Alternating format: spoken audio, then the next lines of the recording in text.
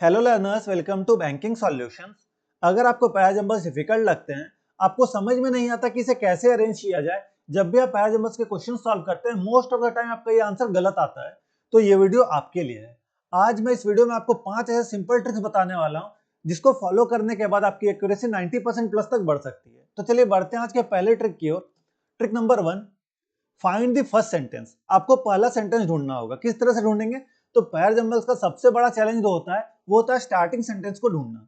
हमेशा याद रखो कि जो सेंटेंस इंट्रोडक्शन दे रहा है और किसी सेंटेंस से कनेक्टेड नहीं लग रहा है वही फर्स्ट सेंटेंस होगा।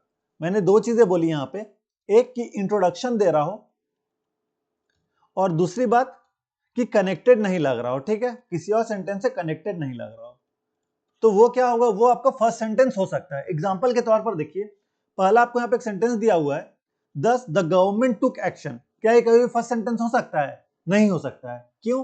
क्योंकि 10 रिजल्ट बताता है, कंक्लूड करता है किसी भी चीज को। तो 10 अगर स्टार्टिंग में दिख रहा है तो वो कभी भी आपका फर्स्ट सेंटेंस नहीं हो सकता है। यहाँ पे देखिए, the government noticed a rise in inflation. ये आपका फर्स्ट सेंटेंस हो सकता है क्योंकि ये न्यू इन्फॉर्मेशन को इंट्रोड्यूस कर रहा है। तो इसे हम मान सकते हैं कि ये फर्स्ट स्टेटमेंट हमारा होगा, फर्स्ट सेंटेंस ये हमारा हो सकता है। ठीक है, अब नोट की बात यहाँ पे मैं आपको बताता हूं कि ही, शी, इट, दे ऐसे प्रोनाउन अगर आपको दिख रहा है तो वो फर्स्ट सेंटेंस में नहीं आएंगे। ठीक है, फर्स्ट सेंटेंस में इनको अवॉइड करिएगा। लेकिन यहाँ पे एक एक्सेप्शन है कि अगर आपको इट दिख रहा है और इट अगर वहां पे सूडो सब्जेक्ट नहीं है, ठीक है, इट अगर सूडो सब्जेक्ट नहीं है तो ही वो फर्स्ट सेंटेंस में नहीं आएगा, नहीं तो वो फर्स्ट सेंटेंस में आ सकता है। सूडो सब्जेक्ट क्या होता है? तो ऐसे सब्जेक्ट जो बस वहां पे रख दिए गए, उसका कोई मतलब नहीं है, जैसे कि इट इज रेनिंग टूडे। ठीक है, इट इज रेनिंग टूडे, यहां पर ही इट का ऐसा कोई मतलब नहीं है, कोई ये प्रोनाउन नहीं शो कर रहा है यहाँ पे, इसलिए फर्स्ट सेंटेंस में हो सकता है कि आ जाए। तो इसे हम सूडो सब्जेक्ट कहते हैं। क्या कहते हैं? ऐसे इट को हम बोलते हैं सूडो सब्जेक्ट। ठीक है, तो आशा करता हूं आपको ट्रिक नंबर 1 समझ में आएगा। चलिए बढ़ते हैं हमारे अगले ट्रिक की ओर। Find mandatory pairs. आपको पेयर्स बनाने होते हैं। बैंकिंग एग्जाम में सेंटेंस पेयर ढूंढना सबसे बड़ा हैक है। अगर आपने पेयर ढूंढ लिया ना तो आपका क्वेश्चन सॉल्व करना बहुत ही इजी हो जाएगा। और एक सेंटेंस दूसरे सेंटेंस को रेफर करता ही करता है। ठीक है, तो वो दोनों सेंटेंस आपस में पेयर बनेंगे। जैसे कि यहाँ पे एग्जांपल लीजिए, आपको दो सेंटेंस दिए हुए हैं। A government launch a scheme, it aims to help small businesses. ठीक है, तो यहां पे देखिए सेंटेंस जो यहाँ पे इट एम्स दिया हुआ है, ये किसको रेफर कर रहा है? गवर्नमेंट के स्कीम को रेफर कर रहा है। तो ये दोनों बी और ए आपका क्या बना? ए और बी आपका क्या बना? आपका मैंडेटरी पेयर बना। पहले स्कीम लॉन्च हुआ, फिर उसके बारे में बोल रहा है कि वो एम कर रहा है स्मॉल बिजनेसेस को। तो पहले सेंटेंस ई आएगा, फिर सेंटेंस बी आएगा। ठीक है, आशा करता हूं आपको समझ में आया होगा। ट्रिक नंबर 3 की ओर बढ़ते हैं। आपको कीवर्ड फाइंड करना है और ट्रांजिशन वर्ड फाइंड करना है। पैराजम्बल्स में ट्रांजिशन वर्ड जैसे कि हाउएवर, देयरफॉर, हेंस, बट, दस, इन कॉन्ट्रास्ट, सो का यूज सीक्वेंस ढूंढने में यूज होता है। देखिए क्या क्या वर्ड मैंने आपको बोला, हाउएवर, हेंस, देयरफॉर, बट, दस, इन कॉन्ट्रास्ट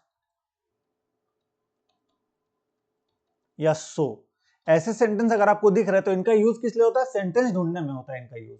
जैसे कि आप एग्जांपल देखिए यहाँ पे, the companies profit have been increasing steadily, however some experts believe the growth is not sustainable. तो यहाँ पे हाउएवर का मतलब क्या हो रहा है? कॉन्ट्रास्ट में यूज हो रहा है। ठीक है, इसलिए पहले ए आएगा फिर आपका बी आएगा। तो ए के बाद बी आएगा, पहला स्टेटमेंट आपको मिला, उसको कनेक्ट करने के लिए हाउएवर का यूज हुआ, तो ए और बी का यहाँ पे आपका पेयर बन गया। तो देखें, आपने देखा कि कीवर्ड का यूज करके हमने कैसे यहाँ पे सेंटेंस का पेयर बनाया। अब नेक्स्ट ट्रिक की ओर बढ़ते हैं। आपको क्रोनोलॉजिकल ऑर्डर फॉलो करना है। अगर सेंटेंस में ईयर्स, इवेंट्स या काउज इफेक्ट रिलेशनशिप ऐसा कुछ दिया है तो वो क्रोनोलॉजिकल ऑर्डर में आते हैं। क्या क्या चीजें? अगर आपको ईयर्स दिया हुआ है,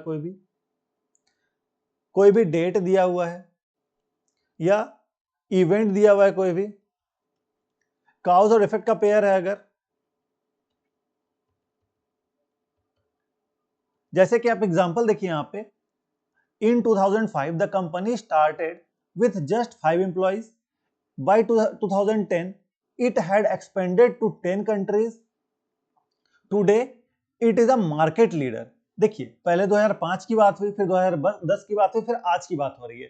तो यहाँ पे क्रोनोलॉजिकल ऑर्डर फॉलो हो रहा है, पहले ए आ रहा है, फिर बी आ रहा है, फिर सी आ रहा है, इसलिए यहाँ पे एबीसी का पेयर बना। तो देखा आपने क्रोनोलॉजिकल ऑर्डर से कितनी जल्दी आप बना सकते हैं, क्वेश्चन को सॉल्व कर सकते हैं। अब लास्ट ट्रिक की ओर बढ़ते हैं कि आपको लास्ट स्टेटमेंट ढूंढना है, लास्ट सेंटेंस ढूंढना है। तो आपको लास्ट सेंटेंस कैसे ढूंढिएगा? एंडिंग सेंटेंस हमेशा समरी या कंक्लूजन देता है। क्या देता है? समरी या कंक्लूजन। जैसे कि आपको पहला ट्रिक में दिखा था 10 लिखा हुआ था, तो इस टाइप का अगर सेंटेंस मिलता है तो वो कंक्लूजन में आता है, कंक्लूड करता है कोई भी चीज को। तो समरी या कंक्लूजन अगर आपको दिख रहा है तो वो एंडिंग सेंटेंस में आएगा। जैसे कि many measures have been taken to improve education, the future of students depends on better policies. तो यहाँ पे बी क्या होगा? बी लास्ट होगा, क्योंकि ये कंक्लूड कर रहा है, कंक्लूजन या रिजल्ट को शो कर रहा है कि पहले में आपको बताया उसका रिजल्ट दूसरे में, इसलिए बी यहाँ पे लास्ट होगा। तो चलिए हम रैपिड फायर रिवीजन करते हैं, समरी देखते हैं। 5 ट्रिक मैंने आपको बताया क्या क्या। पहला सेंटेंस हमेशा इंडिपेंडेंट होगा। मैंडेटरी पेयर्स आपको ढूंढना होगा प्रोनाउन और रेफरेंस का हेल्प करके। तीसरा, कीवर्ड और ट्रांजिशन वर्ड को ध्यान से पढ़िए आप। चौथा, क्रोनोलॉजिकल ऑर्डर को फॉलो करिए या काउज एंड इफेक्ट लॉजिक को फॉलो करिए। और पांचवा, लास्ट सेंटेंस हमेशा कंक्लूड करता है, तो उस सेंटेंस पे ध्यान दीजिए। ये 5 ट्रिक का यूज करके आप पैराजम्बल से किसी भी क्वेश्चन को सॉल्व कर सकते हैं प्री लेवल के, ठीक है। मेंस लेवल का बात अभी नहीं कर रहा हूँ, प्री लेवल के कोई भी क्वेश्चन रहेंगे आप आराम से सॉल्व कर सकते हैं। तो चलिए हम कुछ क्वेश्चंस भी कर लेते हैं, इससे कि आपका कॉन्फिडेंस बूस्ट हो जाए। तो पहला क्वेश्चन यहाँ पे आपको दिख रहा है, वीडियो को पॉज करके खुद से सॉल्व करने की बार कोशिश करिए, फिर मेरे सॉल्यूशन को देखिएगा। तो आशा करता हूं आपने सॉल्व कर लिया होगा। चलिए इसकी सॉल्यूशन देखते हैं अब हम। सबसे पहला स्टेप क्या होता है आपका कि आप सभी सेंटेंस को पढ़िए। 5 सेंटेंस आपको दिया हुआ है, पांचों सेंटेंस को आप पढ़िए। This has led to rapid urbanisation, increased migration to cities. देखिए दिस से शुरू हो रहा है, मतलब ये फर्स्ट सेंटेंस तो होगा नहीं। Over the past few decades the country has witnessed significant economic growth. हो सकता है कि ये फर्स्ट सेंटेंस हो, इकोनॉमिक ग्रोथ की बात हो यहाँ पे। However, this urbanization expansion has also resulted in challenges like traffic congestion and pollution। तो ये भी फर्स्ट स्टेटमेंट होगा नहीं, क्योंकि however से शुरू हुआ है। As a result, infrastructure development has become a major priority for the government। देखिए as a result है, मतलब कहीं ना कहीं ये आपका कंक्लूजन शो कर रहा है, किसी भी प्रॉब्लम का सॉल्यूशन शो कर रहा है, मतलब ये आपका लास्ट स्टेटमेंट हो सकता है। तो ये लास्ट होगा। टोटल 5 है, तो 5 पहले हम ब्लैंक बना दे। तो ये हमारा लास्ट सेंटेंस हो सकता है। अगला क्या यहाँ पे दिया हुआ है, many industries have flourished creating new jobs. देखिए इतना पढ़ के पता चला कि स्टेटमेंट जो बी से ही ओपन हो रहा है, ओपनिंग सेंटेंस हमारा बी ही है, क्योंकि यहाँ पे इकोनॉमिक ग्रोथ की बात हो रही है सबसे पहले। तो over the past few decades the country has witnessed significant economic growth, तो बी से हमारा शुरू हो रहा है सेंटेंस, ठीक है। इसके बाद यहाँ पे क्या हुआ कि over the past few decades country has witnessed significant economic growth, और इकोनॉमिक ग्रोथ होने के कारण क्या हुआ कि ढेर सारी न्यू जॉब अपॉर्चुनिटीज क्रिएट हुई। तो many industries have flourished creating new job opportunities. तो बी का ई के साथ पेयर बना हुआ है, तो बी के बाद ई आएगा। अब जॉब अपॉर्चुनिटीज क्रिएट हो रही है, जिसके कारण क्या हो रहा है कि रैपिड अर्बनाइजेशन हो रहा है और सिटीज की ओर माइग्रेशन हो रहा है। तो इसके बाद पार्ट ए आ जाएगा कि this has led to rapid urbanisation and increased migration to cities. तो ऑप्शन नंबर ए इसके बाद आ जा रहा है। एक बच रहा है सी, सी को यहां लिखेंगे। अब देखिए सी पढ़ते हैं। However, this urban expansion has also resulted in challenges like traffic congestion and pollution। तो आपका जो रैपिड अर्बनाइजेशन हुआ और सिटीज की ओर माइग्रेशन हुआ, जिससे क्या हुआ कि आपका ट्रैफिक कंजेशन और पॉल्यूशन बढ़ गया, ठीक है। तो यहाँ पे सी आ गया। और इसी का result, as a result infrastructure development has become a major priority for the government. इसी का रिजल्ट क्या है कि इंफ्रास्ट्रक्चर डेवलप करना गवर्नमेंट का मेजर प्रायोरिटी हो चुका है, ठीक है। तो ये हमारा फाइनल बन गया बी ई ए सी डी। क्या आपका आंसर यही था, बी ई ए सी डी था? अगर था तो कमेंट करके जरूर बताइएगा। चलिए बढ़ते हैं हमारे अगले क्वेश्चन की ओर। बस हम 2 क्वेश्चन करेंगे, एक क्वेश्चन आपको होमवर्क में दिया जाएगा, तो वीडियो को पॉज करके इसे सॉल्व करने की कोशिश करिए। आशा करता हूं आपने इसे सॉल्व कर लिया होगा। चलिए साथ में मिलकर इसे सॉल्व करते हैं। पहला स्टेप क्या होता है पैराजम्बल सॉल्व करने का, कि हम सबसे पहले सभी को रीड करते हैं, सभी सेंटेंस को रीड करते हैं। और अगर हमें कोई पहला फर्स्ट स्टेटमेंट वहां पे ओपनिंग स्टेटमेंट दिख जाता है तो उसे मार्क कर लेते हैं, या अगर कोई पेयर फॉर्म हो जाए तो पेयर फॉर्म कर लेते हैं। तो पहला स्टेटमेंट पढ़ते हैं पहले। However some countries are still hesitant to commit to strict regulation. पहला स्टेटमेंट होगा नहीं ये, क्योंकि हाउएवर से शुरू है। Climate change is one of the biggest challenges facing humanity today. हो सकता है कि फर्स्ट स्टेटमेंट हो, ठीक है। To combat this, global leaders have agreed on policies to introduce carbon emission ना कॉम्बैट करने की बात हो रही है किसी से, किससे वो पता नहीं है, तो ये फर्स्ट स्टेटमेंट होगा नहीं। These efforts include promoting renewable energy and imposing carbon taxes, ये भी नहीं होगा। कुछ एफर्ट्स के बारे में बात हो रही है, किस एफर्ट के बारे में बात हो रही है अभी पता नहीं है हमें। Experts believe that without collective action the consequences will be severe, तो ये भी नहीं होगा क्योंकि यहाँ पे कलेक्टिव एक्शन की बात हो रही है, एक्सपर्ट बिलीव कर रहे हैं, तो ये भी फर्स्ट स्टेटमेंट नहीं हो सकता है। तो पूरा पढ़ के क्या पता चला कि हमारा जो ओपनिंग सेंटेंस बन रहा है वो बी बन रहा है, बी ही हमारा फर्स्ट सेंटेंस होगा, ठीक है।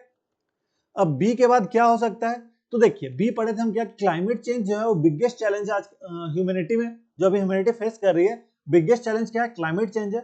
और इसी के बारे में एक्सपर्ट बिलीव करते हैं कि that without collective action the consequences will be severe, तो बी के बाद ई आएगा, ठीक है।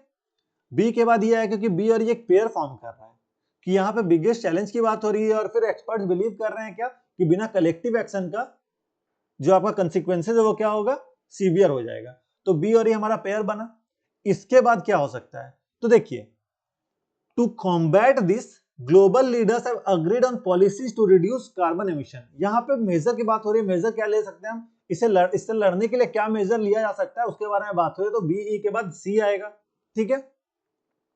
सी के बाद क्या आ सकता है, तो सी के बाद देखिए इसी को आगे फर्दर कौन बढ़ा रहा है, दीज एफर्ट्स, ये जो एफर्ट्स लिया रहा है, these efforts include promoting renewable energy and imposing carbon taxes.